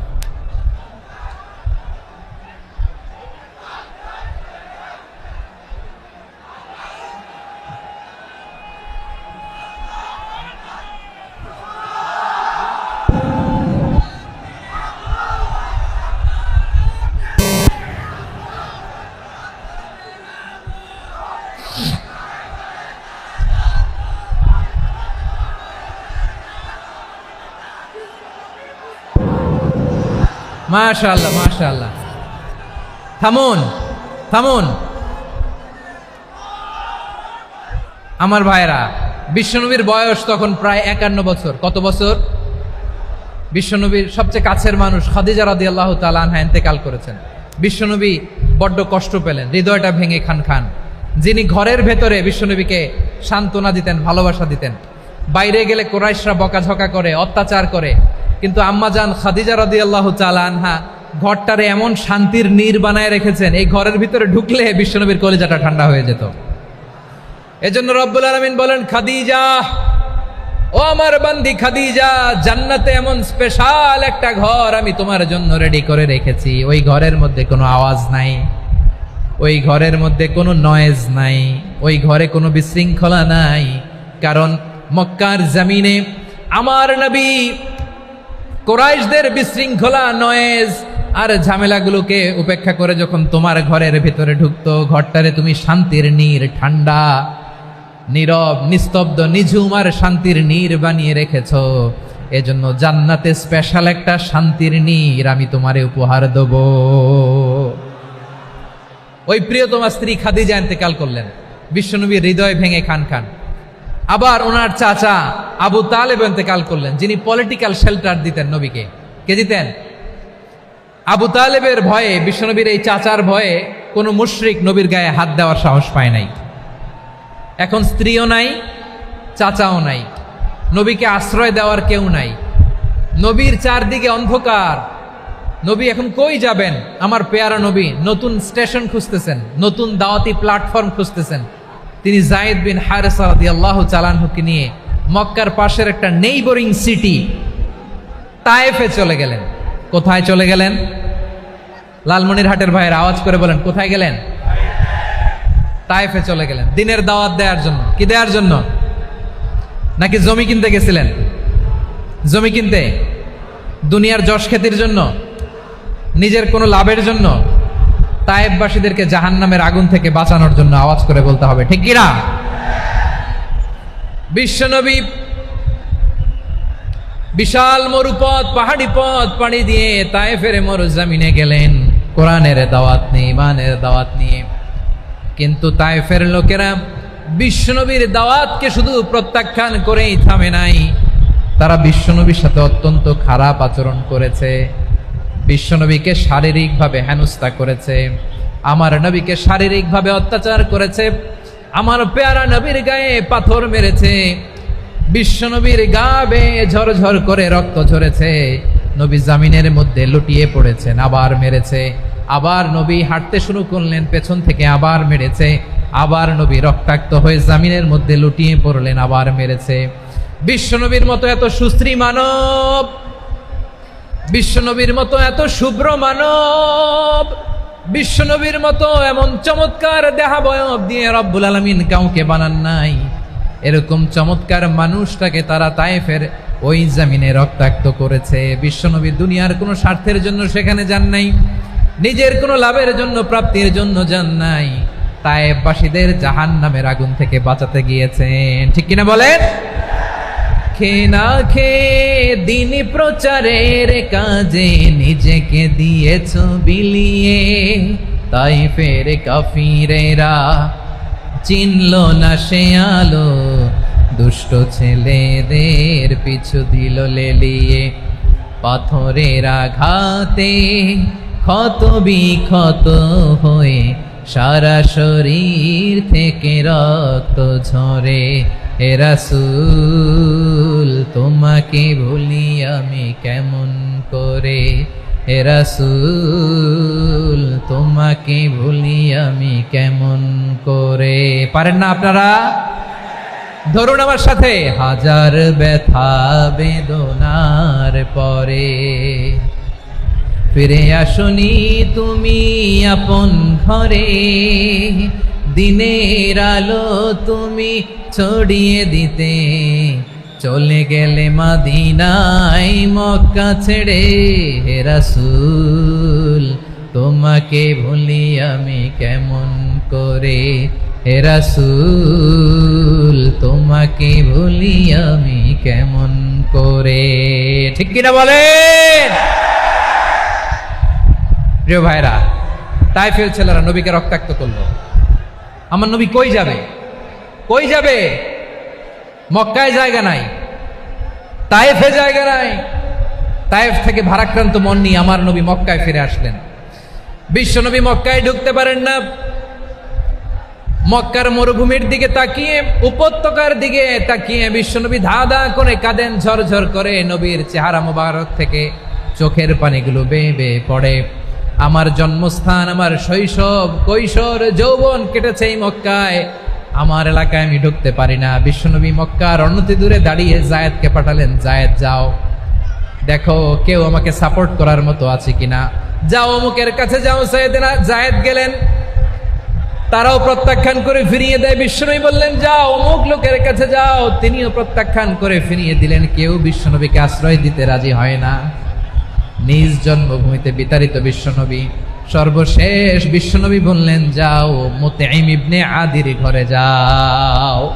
মুতঈম ইবনে আদি মুশরিক, তার কাছে যাও। গেলেন, মুতঈম ইবনে আদি রাজি হয়ে গেল। সুবহানাল্লাহ বলেন। দেখেন, অনেক বিপদের সময়ও আমি নিজে সাক্ষী, সামাজিকভাবে রাজনৈতিকভাবে কত ঝঞ্ঝা, কত ষড়যন্ত্র, কত কনস্পাইরেসি পাড়ি দিয়ে আমাদেরকে সামনে এগিয়ে যেতে হয়। এই শত্রুদের ভেতরেও একজনকে দাঁড় করিয়ে দেয় যে আল্লাহর কোরআনের জন্য রেডি হয়ে যায়। পড়েন সুবহানাল্লাহ। মুতঈম ইবনে আদি, আল্লাহ তার মনকে নরম করে দিলেন। মুতঈম বলে, মুহাম্মদ আমি তোমাকে আশ্রয় দিব। তার দুই ছেলেকে পাঠালেন, যাও খোলা তলোয়ার নিয়ে, স্কট দিয়ে, গার্ড অফ অনার দিয়ে মুহাম্মদকে মক্কায় ঢুকাও, আর বলো আমি আমান দেব। আমান কি দিব? আমান মানে সিকিউরিটি, নিরাপত্তা।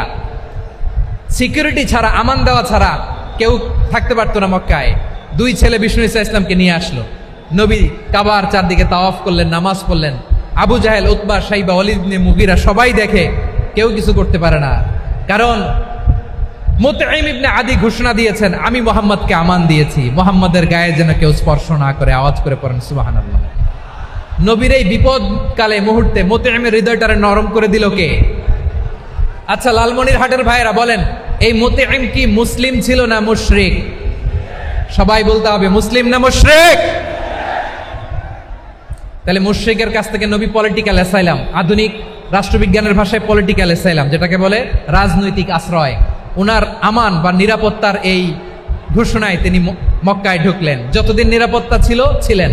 মুতঈম যখন মারা গেল, বিষ্ণু ইসলাম হিজরত করে মদিনায় চলে গেলেন। সুবহানাল্লাহ। কিন্তু মুতঈম যে বিশ্বনবীর উপকার করছে এটা বিশ্বনবী ভুলে নাই। আমাদের অনেকে আছে উপকার করার পরে আর খেয়াল থাকে না, খাওয়ার পরে গলা দিয়ে নামলে আর খেয়াল থাকে না, এরকম আছে না নাই? আমার নবী ভুলে নাই। বদরের প্রান্তরে 70 জন কাফেরকে যখন বন্দি করে বিশ্বনবীর সামনে হাঁটু গেড়ে দাঁড় করানো হলো, বসানো হলো, 70 জন কাফের। কয়জন? বিশ্বনবী তাদের দিকে তাকিয়ে বললেন, সহিহ বুখারীর বর্ণনা, লাউ কানাল মুতঈম ইবনু আদি হাইয়ান সুম্মা কাল্লামানি হাউলাইন নাতনা লা তারাকতুহুম লাহু। বদরের প্রান্তরে 70 জন বন্দী কাফিরের দিকে তাকিয়ে আমার নবী বললেন, আজকে মুতঈম ইবনে আদি যদি বেঁচে থাকতো আর তোমাদের 70 জনের ব্যাপারে যদি মুতঈম এক বাক্যে একটা সুপারিশ করত, তার সম্মানে আজকে তোদের সবাইরে আমি মাফ করে দিতাম। সুবহানাল্লাহ। নাই ওই যে চিল্লাচিল্লি যে কথা বোঝে নাই, কোন জিনিস মিস করছে ওরা নিজেরাও বোঝে নাই। বিশ্বনবী মুতঈমের এই সাহায্যের কথা বলে নাই। 70 জন মুশরিক হাঁটু গেড়ে বসা, নবী চাইলে এখনই এক্সিকিউশন অর্ডার দিতে পারে। তিনি বললেন, আজকে যদি মুতঈম বেঁচে থাকতো আর মুতঈম যদি তোদের জন্য সুপারিশ করতে, এই আবর্জনাগুলোর ব্যাপারে সুপারিশ করতে, আমি মুহূর্তেই তোদেরকে এমনি মাফ করে দিতাম। এবার বলেন, ইসলাম কি ন্যারো মাইন্ডেড না ব্রড মাইন্ডেড? শুধু তাই নয়, যাকে যে সম্মান দেয়ার আমার নবী দিতেন, হোক আস্তিক হোক নাস্তিক, হোক মুসলিম হোক অমুসলিম। বিষ্ণু ইসলাম যখন রোমান সম্রাটের কাছে চিঠি লিখেছেন, আমার প্রিয় লালমনির হাটের ভাইরা, অল্প কয়েক মিনিট কয়েকটা জরুরি কথা বলবো, এদিকে তাকান, এদিকে তাকান। রোমান সম্রাটের কাছে বিশ্বনবী যখন চিঠি লিখলেন মিন মুহাম্মদ রাসূলিল্লাহ ইলা হিরাকলা আযীমির রোম, মুহাম্মদের পক্ষ থেকে হিরাক্লিয়াসের কাছে, যিনি হচ্ছেন আযীমির রোম। এটা নবী নিজ থেকে বানায় লিখছেন অতিরিক্ত সম্মান দিয়ে। কোন রাষ্ট্রপ্রধান যখন আসে তাদেরকে আমরা কি বলি জানেন? তার নামের শেষে HE এটা লিখতে হয়, H.E. মানে হিজ এক্সেলেন্সি। কি লেখে? হিজ এক্সেলেন্টি, অথবা ইউর হাইনেস, ইউর ম্যাজেস্টি। দেখেন, বিশ্বনবী সাল্লাল্লাহু আলাইহি ওয়াসাল্লাম সব নবীদেরও নবী, তিনি একজন মুশরিক খ্রিস্টান সম্রাট রোমান সম্রাটের কাছে চিঠি লিখতে যেয়ে লিখতেছে, ইলা হিরাকলা আযীমির রোম, হিরাক্লিয়াসের কাছে আমার চিঠি, যিনি রোমের আযীম, হিজ হাইনেস, মানে রোমের অনেক সম্মানিত এক বাহাদুর। আওয়াজ করে বলেন সুবহানাল্লাহ। তার মানে যাকে যে সম্মান দেয়ার এটা বিশ্বনবী দিতেন। এমনকি যে ইহুদিরা ভালো ছিল, এই ইহুদিদেরও প্রশংসা করেছেন বিশ্বনবী মুহাম্মদুর রাসূলুল্লাহ সাল্লাল্লাহু আলাইহি ওয়াসাল্লাম। এক ইহুদির প্রশংসা করেছেন বিশ্বনবী। ইহুদির কার? আমি তো আমার ভাইয়ের প্রশংসা করি না, আমি তো এক আলেম আরেক আলেমরে স্পেস দেই না, আমি তো এক দায়ী আরেক দায়ীর সাথে বসতে চাই না। আমার নবী ইহুদির প্রশংসা করে। কার প্রশংসা? ওই ইহুদির নাম ছিল মুখাইরেক। সিরাত গ্রন্থ ঘাটলে পাবেন। তিনি বলেছেন, মুখাইরেক খাইরু ইয়াহুদ, Mukhayriq is the best of the Jews. জুইশদের মধ্যে সে সবচেয়ে ভালো। কেন প্রশংসা করলেন তার? এর কারণ মদিনা চার্টারে কথা ছিল সব ধর্মের মুসলিম, মুশরিক, ইহুদিরা মিলে মদিনাকে রক্ষা করবে। কিন্তু 3য় হিজরিতে যখন উহুদের যুদ্ধ শুরু হলো, সবার কথা ছিল যেই আক্রমণ করে আমরা মদিনাকে বাঁচাবো। কোন শহরকে বাঁচাবো? মদিনাকে। কিন্তু কুরাইশরা যখন অ্যাটাক করলো, ইহুদিরা আর আসে না, ইহুদিরা আর বেরোয় না। বিষ্ণু বললেন, ওহে ইহুদিরা, তোমরা না চুক্তি করলে আমার সাথে যে মদিনা বাঁচাতে সবাই ঝাঁপিয়ে পড়বো, আসো। একটা ইহুদিও বেরোয় না, কেউ আসে নাই সেদিন, একজন ছাড়া। তার নাম মুখাইরেক। তার নাম কি? মুখাইরেক বাহাদুরের মতো ঘোড়সাওয়ার হয়ে বেরিয়ে গেলেন এবং বললেন, গোটা ইহুদি সাম্রাজ্যের একজনও যদি না আসে, আমি মুখাইরেককে কেউ ঘরে আটকে রাখতে পারবে না। বেরিয়ে আসলেন, এসে বললেন, আমি মুহাম্মদের পক্ষে যুদ্ধ করব। আমি মারা গেলে আমার সম্পদ আমার উত্তরাধিকারীরা পাবে না, আমার সম্পদ তোমরা মুহাম্মদকে দিয়ে দিবা। সুবহানাল্লাহ বলেন।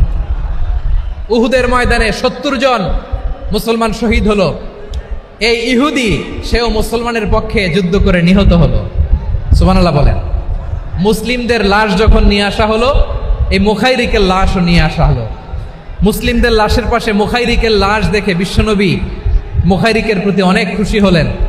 আর বিশ্বনবী খুশি হয়ে বললেন, মুখাইরিক খৈরু ইয়াহুদ, মুখাইরিক যদিও তুমি ইহুদি, তারপরও তুমি সব ইহুদিদের মধ্যে সেরা ইহুদি। পড়েন সুবহানাল্লাহ।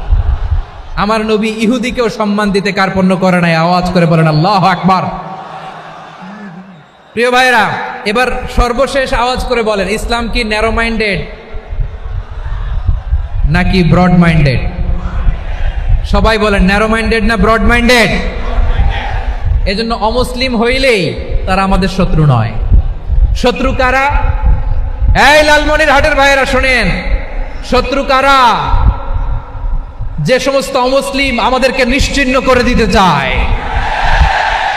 যে সমস্ত অমুসলিম আমাদের ভূখণ্ড থেকে আমাদেরকে তাড়িয়ে দিতে চায়, যে সমস্ত অমুসলিম আমার ধর্ম নিয়ে তুচ্ছতাচ্ছিল্য করে চিল্লায় বলেন ঠিক কিনা, তারা আমাদের শত্রু। সাধারণ অমুসলিমরা আমার শত্রু নয়। এই যে হিন্দুরা থাকে এরা আমার ভাই, বৌদ্ধরা আমার ভাই, খ্রিস্টানরা আমার ভাই, ইহুদিরা আমার ভাই। তারা দিনই ভাই নয়, তারা মায়ের পেটের ভাই নয়, তারা মানবিক দিক থেকে ভাই। ও মানুষ, আমিও মানুষ। ইসলাম মানুষকে সম্মান করে, চিল্লায় বলো ঠিক কিনা। যারা আমাদের অস্তিত্বকে নিশ্চিহ্ন করতে চায়, যারা আমাদের ভূখণ্ডকে দখল করতে চায়, যারা আমাদেরকে নিয়ে মকারি করে, ফান করে, টিটকারি করে, আমার ধর্ম নিয়ে খেলা করে, তাচ্ছিল্য করে, ওদের বিরুদ্ধে আমাদের জিহাদ। সাধারণ মুসলিম আমাদের শত্রু নয়। আপনি জানেন নিউ ইয়র্কে, আমি তো নিউ ইয়র্কে ছিলাম অনেকদিন, ওখানে ফিলিস্তিনিদের পক্ষে যখন আমরা মিছিল করেছি, অনেক ইহুদি আমাদের সাথে মিছিলে দাঁড়িয়েছে। কারণ ওরাও জানে এই ভূখণ্ড ফিলিস্তিনিদের ভূখণ্ড। আওয়াজ করে বলো লালমনিরহাট ঠিক কিনা। ইসরায়েলের রাজধানী খোদ তেল আবিবে অনেক ইহুদিরা বেঞ্জামিন নেতানিয়াহু তার বিরুদ্ধে মিছিল করেছে। তো তারা কি আমাদের শত্রু? না। অনেক খ্রিস্টান আমাদের সাথে আমাদের স্বার্থ রক্ষায় আমাদের পাশে দাঁড়িয়েছে। খেয়াল রাখবেন, হিন্দু আর হিন্দুত্ববাদ এক নয়, ইহুদি ধর্ম আর জায়নিজম এক নয়। জায়নিজমের বিরুদ্ধে আমাদের সংগ্রাম, আমাদের জেহাদ, চিল্লায় বলেন ঠিক কিনা। এই যে ফিলিস্তিনের ভাইয়েরা, তারা তাদের স্বাধীনতা সংগ্রামের জন্য লড়াই করছে, করে যাচ্ছে, আমরা এটাকে সমর্থন জানাই, চিল্লায় বলো ঠিক কিনা। কাশ্মীরের ভাইয়েরা স্বাধীনতার জন্য সংগ্রাম করছে, আমরা সেই সংগ্রামকে সমর্থন জানাই, আওয়াজ করে বলো ঠিক কিনা।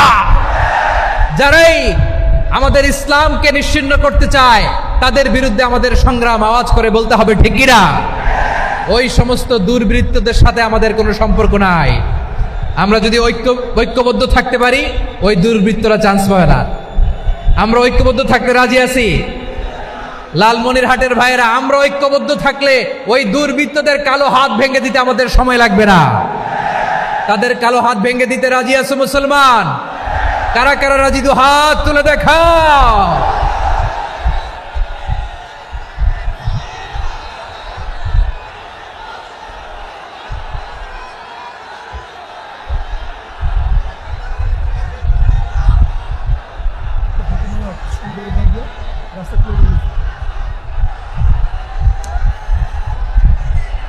আমার প্রাণ প্রিয় লালমনিরহাটের ভাইয়েরা, শত্রু কাফের আর অশত্রু কাফেরের মধ্যে পার্থক্য আছে না নাই?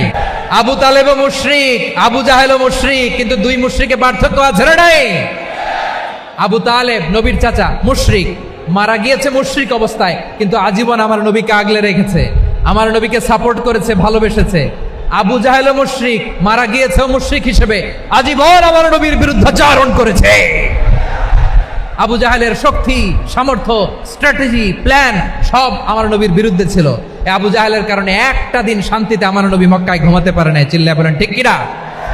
এজন্য রব্বুল আলামিন বলেন, লা ইয়ানহাকুমুল্লাহু আনিল্লাযীনা লাম ইউকাতিলুকুম ফিদ-দীনি ওয়া লাম ইখরিজুকুম মিন দিয়ারিকুম আন তাবাররুহুম ওয়া তুকসিতু ইলাইহিম ইন্নাল্লাহা ইউহিব্বুল মুকসিতিন। আল্লাহ বলে, গোলামেরা শোনো শোনো, যে সমস্ত অমুসলিম তোমাদের সাথে ধর্মযুদ্ধে লিপ্ত হয় না, তোমাদের বিরুদ্ধে যে সমস্ত অমুসলিম অস্ত্র ধরে না, যে সমস্ত অমুসলিম তোমাদেরকে তোমাদের জন্মস্থান থেকে, ভূখণ্ড থেকে তাড়িয়ে দেয় না, তাদের সাথে ভালো আচরণ করতে আমি আল্লাহ নিষেধ করি নাই। তাদের সাথে সদাচরণে কোনো নিষেধাজ্ঞা নাই, বরং তাদের সাথে সদাচরণ করো, এটাই আমি আল্লাহ চাই। তাহলে আমার যে অমুসলিমরা আমাদের সাথে শত্রুতা করে না, তুচ্ছতাচ্ছিল্য করে না, আমাদের ভূমি থেকে আমাদেরকে উচ্ছেদ করতে চায় না, আমাদের বিরুদ্ধে অস্ত্র ধরে না, ওই অমুসলিম ভাইদের সাথে আমাদের কোনো দ্বন্দ্ব আছে? কোনো বিরোধ আছে? বরং আছে ভালোবাসা। বরং আছে কি? এই ভালোবাসা দিয়েই আমরা বিশ্ব জয় করব। রাজি আছো মুসলমান? আমাদের পুঁজি ভালোবাসা। আমাদের পুঁজি কি? এবার আওয়াজ করে বলেন আমার এই পুরো আলোচনা থেকে, the religious coexistence, peaceful coexistence, শান্তিপূর্ণ সহাবস্থান, কমিউনাল হারমোনি, এই সাম্প্রদায়িক সম্প্রীতি, এই আলোচনা থেকে কি বুঝলেন? ইসলাম কি ন্যারো মাইন্ডেড না ব্রড মাইন্ডেড? এই ব্রড মাইন্ডেড হৃদয় নিয়ে, ভালোবাসা দিয়ে আমরা বিশ্ব জয় করতে চাই। রাজি আছেন? আল্লাহ কবুল করুক। আমরা সবাই পড়ি আমিন। লালমনিরহাটের জেলা স্টেডিয়ামে আমার প্রিয় মায়েরা, বোনেরা, আপনাদের জন্য একটা হাদিস বলে শেষ করব। বিশ্বনবী বলেন, আমার মায়েরা খেয়াল করে শুনুন, বিশ্বনবী আপনাদের উদ্দেশ্য করে বলেন, আল মারআতু ইযা সাল্লাত খামসাহা ওয়া সামাত শাহরাহা হাফিজাত ফুরুজাহা আতাআত বা'লাহা ফালতাদখুল মিন আইয়ি আবওয়াবিল জান্নাতি শাআত। বিশ্বনবী বলেন, ও রমণীরা, ও নারীরা, যে সমস্ত নারী এই 4টা কাজ করবে, এই 4টা কাজের গ্যারান্টি দিবে, তাদেরকে জান্নাতের 8টা দরজার গ্যারান্টি দেয়া হবে। কি 4টা কাজ? 1 নাম্বার, আল মারআতু ইযা সাল্লাত খামসাহা, যে নারী 5 ওয়াক্ত নামাজ পড়ে। কি করে? জেলা স্টেডিয়ামে অবস্থানরত আমার নারীরা, বোনেরা, বিশ্বনবী আপনাদেরকে 4টা কাজের কথা বলেছেন, খুব বেশি না। 4টা করলে 8 জান্নাতের দরজা সব খোলা। কোনটা দিয়ে যাবেন? যেটা দিয়ে মনে চায়। 1 নাম্বার 5 ওয়াক্ত নামাজ। আমার বোনেরা জোহরের নামাজ পড়তে পড়তে এটা আসরে নিয়ে যায়, আসর পড়তে পড়তে এটা মাগরিবে নিয়ে যায়। এরকম আসরা নাই? লালমনিরহাটে হয়তো নাই। আমার বোনেরা এটা করবেন না। ইন্নাস সালাতা কানাত আলাল মুমিনিনা কিতাবাম মাওকুতা, সময় মতো পড়বেন। সামাত শাহরা, রমাদানের রোজাগুলো রাখবেন। হাফিজাত ফুরুজাহা, যে নারী তার চরিত্রকে হেফাজত করে, তার প্রাইভেট হেফাজত করে, তার লজ্জাস্থান হেফাজত করে। ও মায়েরা, আপনার এই গর্ভ যে কত দামি আপনি জানেন না। আপনার এই গর্ভ থেকে জন্মাবে আগামীর সালাহুদ্দিন আল আইয়ুবী। আপনার গর্ভ থেকেই জন্মাবে ইমাম আল মাহদি আল মুনতাজার। আপনার পেট থেকে জন্মাবে আবু সাইদের মতো বীর সৈনিক। আপনার পেট থেকে জন্মাবে মুগ্ধের মতো বীর মুজাহিদ। আপনি জানেন না কে আসবে আপনার পেট থেকে। সময়টাকে কাজে লাগান, ইসলামকে বুঝেন, মানেন, আমাদের ইসলামিক লেকচারগুলো শোনেন। আমরা যে বার্তাগুলো, ইনস্ট্রাকশনগুলো, দিক নির্দেশনাগুলো আপনাদের খেদমতে রাখি, এগুলো মেনে চলুন। আপনিই পারেন আপনার ঘরটাকে জান্নাতের টুকরা বানাতে। একটা family, it's a very big institution and you are the MD, the managing director of this institution. চিল্লায় বলেন ঠিক কিনা? চাইলেই পারেন ঘরটারে জান্নাতের টুকরা বানাতে। 5 ওয়াক্ত সালাত, রমাদানের রোজা, নিজের চরিত্রের হেফাজত, ও আতাআত বা'লাহা, স্বামীর আনুগত্য। এটাতে অনেকে ভুল করে থাকে। হায় রে আমার বোনেরা, স্বামীর আনুগত্যকে এটা নিজের অপমান মনে করবেন না। আপনার স্বামী আপনার সবচেয়ে বড় গার্ডিয়ান, তিনি আপনার সবচেয়ে ভালো চায়। নারী কখনো গার্ডিয়ানশিপের বাইরে থাকতে পারে না। হয় আপনি বাবার গার্ডিয়ানশিপের ভেতরে, বাপ না থাকলে ভাই আপনার গার্ডিয়ান, ভাই না থাকলে চাচা গার্ডিয়ান, বিয়ের পরে আপনার স্বামী আপনার গার্ডিয়ান। শরিয়া সম্মত স্বামীর আদেশগুলো আপনি মেনে চলবেন, কিন্তু শরিয়া বিরুদ্ধ কোনো আদেশ মানতে আপনি বাধ্য নয়। আওয়াজ করে বলুন সবাই ঠিক কিনা? এই 4টা কাজ যদি কোনো নারী করে, বিশ্বনবী বলেন জান্নাতের 8টা দরজা খোলা। তোমার যেটা দিয়ে মনে চায় সেটা দিয়ে জান্নাতে তুমি এন্ট্রি নিতে পারবা। আমরা এখানে লালমনিরহাটের সোহরাওয়ার্দী ময়দানে আজকে যেমন একত্রিত হতে পারলাম, আল্লাহর জান্নাতেও যেন একত্রিত হতে পারে। আল্লাহ তুমি তৌফিক দান করো। আল্লাহ আমার এই কলিজার টুকরা যুবক ভাইদেরকে তুমি ওমরে ফারুকের মতো কবুল করো। জেলা স্টেডিয়ামে অবস্থানরত আমার মা বোনদেরকে তুমি ফাতেমার মতো, খাদিজার মতো কবুল করো। আমাদের কলিজার টুকরা সন্তানদেরকে তুমি সালাউদ্দিন আল আইয়ুবীর মতো কবুল করো। এই যে ইসলামিক সোসাইটি লালমনিরহাটকে আল্লাহ তুমি কবুল করো। আল্লাহ যে কথাগুলো বললাম এগুলো প্রথমে আমাকে আমার সব ভাইদেরকে আমল করার তৌফিক দান করো।